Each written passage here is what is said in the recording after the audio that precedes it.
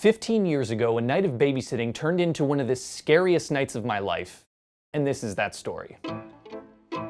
All right, so this story goes back to 2005, 2006-ish. It was a Saturday night and I'm 16 years old. So of course, you know, I'm living it up by babysitting. I didn't really go to a lot of parties in high school, so most of my weekends were just spent getting paid to watch kids. You know, it was family, friends, neighbors, neighbors of family, friends of neighbors. I was everywhere. I was cleaning up. I was just raking in the money. And I don't mean to brag, but I think it's because I was good at it. Oh, you're good at babysitting? What does that even mean? I will tell you what it means. 2 reasons. 1, kids have this amazing ability to not give a shit about what anyone thinks about them, and for me, it's just so easy to get swept up in that. And then it just becomes legitimately fun when you let yourself be dumb and silly and talk in weird voices and do all the kid stuff you forget about. Then the kids start having more fun, aka they're more likely to listen to you because you've infiltrated the way they communicate. Now, reason number 2, which is arguably the more important reason, I always get the parent tasks done. Make sure everyone eats dinner, no one has a meltdown, everyone's in bed by 10 p.m., whatever it is. Basically maintain order. I like to think I've seen it all until this one specific night. Which brings us to this story. So like I said, it was a cool fall night. I show up at this house at like 6 p.m. or something. It was actually my first time babysitting for this family, so I kind of had my work cut out for me. We're talking 3 kids and a dog. I meet the kids and honestly, they all seem super chill, like suspiciously chill. Like the second that door closes, they're all gonna like turn their heads at me and attack me chill. Age-wise, the oldest boy is like 8, 9, then there's a girl that's like 6, 7, and then the littlest boy could not have been older than 4. I can handle that. Then I meet the dog, this little white poofy dog. I have no idea what breed it is. They tell me the dog is new and they've only had this dog for 3 months. She's pretty mean, the dad says, so prepare yourself for that. Now look, I love dogs. I've grown up with dogs my entire life, but I don't think I've ever heard a dog introduced as pretty mean. If she tries to bite you, just shake this can of quarters at her. Okay, I get the rest of the info I'll need for the night. They ordered pizza, it'll be there in an hour, everyone can watch TV, in bed by 10, 10:30, they'll be home at midnight, whatever. Overall, this seems pretty by the books. And eventually the parents leave and the night has begun. I'm sure anyone watching this who has babysat before is all too familiar with that awkward moment when the night starts. The kids are definitely thinking, who is this tall weirdo in my house? And I'm just thinking, please don't let this night spiral out of control. But turns out, those chill vibes I was getting were in fact very real chill vibes. The little girl starts coloring at the kitchen table, the 2 boys ask if I want to play video games, and the dog is just, I don't know what other word to use besides lurking.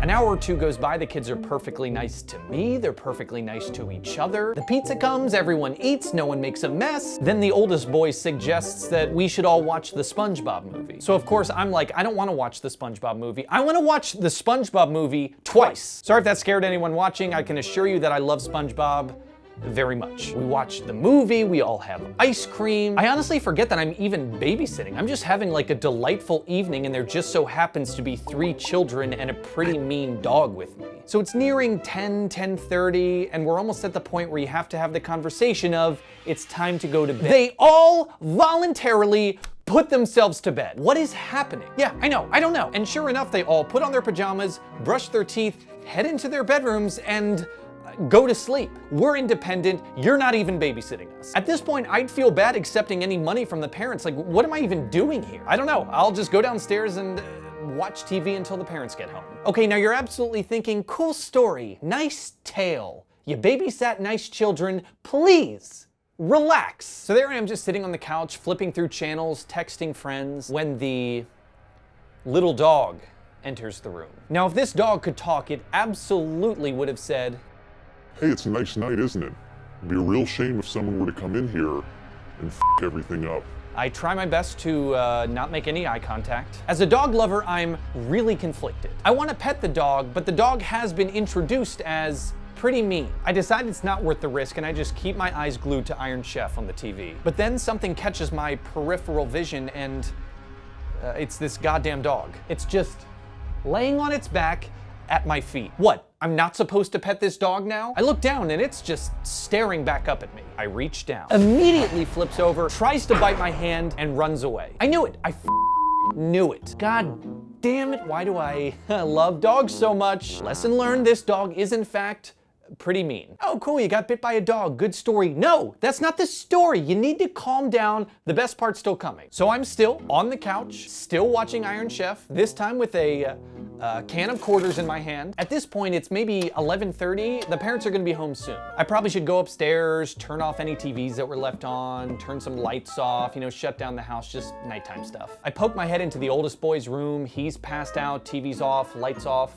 Check. I peek into the girl's room, she's asleep, lights off, check. Finally, I check the youngest boy's room, the lights are on, and he's not in his bed. I have a little glimmer of panic. Just relax, I'm sure he's in the other bed that's in the oldest boy's room. So I check that room and he isn't there either. Okay. I pick up the pace and dart over to their parents' room and he's not in there. Oh God, at this point, my heart is really starting to pound. Please don't yell at me for this next part. You know what I do? I go back downstairs and watch TV. I know, but in my head I'm thinking he's gotta be somewhere in this house. Everything's fine. I sit there for probably 2 minutes. I should find this kid. So again, I head upstairs. I felt like I was going crazy. I'm flipping all the lights on just to make sure I wasn't missing something. We were playing video games in the basement. Maybe he went to sleep down there. I wasn't gonna rule anything out at this point. He's not in the basement. I go back to the couch. My brain is spiraling. What am I supposed to do? Call the parents and be like, hey, one of the kids is missing. I don't want to freak them out. Do I call my parents and ask them to come help me? No, that doesn't make any sense either. Calling anyone would have involved telling them what is going on, and it was too scary. I couldn't do it. Where is this little boy? Now I'm checking under beds, in closets, in bathrooms, literally everywhere. And obviously those things don't make sense, but he wasn't anywhere else. I turned the outside lights on to check the backyard, making sure a child wasn't squeezing in a midnight jungle gym session. I was so paralyzed with fear, so unsure of what was going on that, and I'm not joking when I say this, I debated waiting for the parents to get home and just acting like everything was fine. Oh, right, the payment. I'm actually gonna give you a 30% discount because I know we started with 3 kids and we've only got 2 now, so I know that's bad. I obviously ruled that out, but I needed to figure something out because this was getting terrifying. I turn on every light I can find. I'm looking behind couches, under tables. At a certain point, it was time to call their parents. Was he taken from his room without me knowing? There's no way someone could have gotten into the house, but that was becoming the only explanation. I'm pacing around and I just feel sick to my stomach. I walk by the dining room and the dog is laying there on her back, staring at me. Not a good time. My phone is in my hand. This is the worst thing that could have happened. This little boy is gone. How did everything go so well and just 180 to this? I wander into the parents' bedroom, just dumbfounded, and I sit down on their bed. This is bigger than me messing up. Someone could be in danger, and I need to grow up right now. Suddenly, there's movement under the covers. It scares the absolute shit out of me, and I whip the comforter back. There he is. Sound asleep under the thickest blanket I have ever seen. Every time I had looked in the parents' bedroom, that bed looked completely undisturbed. And when you cover a toddler with a giant blanket, to the naked eye, it looks like nothing is out of the ordinary. I exhaled this sigh of relief that is just unimaginable. And I'm sorry if this story is anticlimactic in that sense, but it's the truth. I was 100% convinced this boy was gone and that I had lost someone's child. And just like that, he was simply sleeping in his parents' bed. So I scoop him up and put him back in his own bed. So I head downstairs to the kitchen, sit down, and just breathe. There's a small lick on my hand. I look down and, of course, the pretty mean dog has returned once again. Instinctually, I reach down, and before I can remember to pull away, she nuzzles her head into my hand. It's like she knew that I was on the verge of a full mental breakdown. The parents eventually get home. I smile, tell them everyone was well behaved, and walk out the front door. As I'm headed down the driveway, I remember that I completely forgot to collect the money. So I turn back towards the house, but I see the little dog in the window just staring at me, unblinking. You know what? I don't even want the $60. I just want to go home. And that's exactly what I did.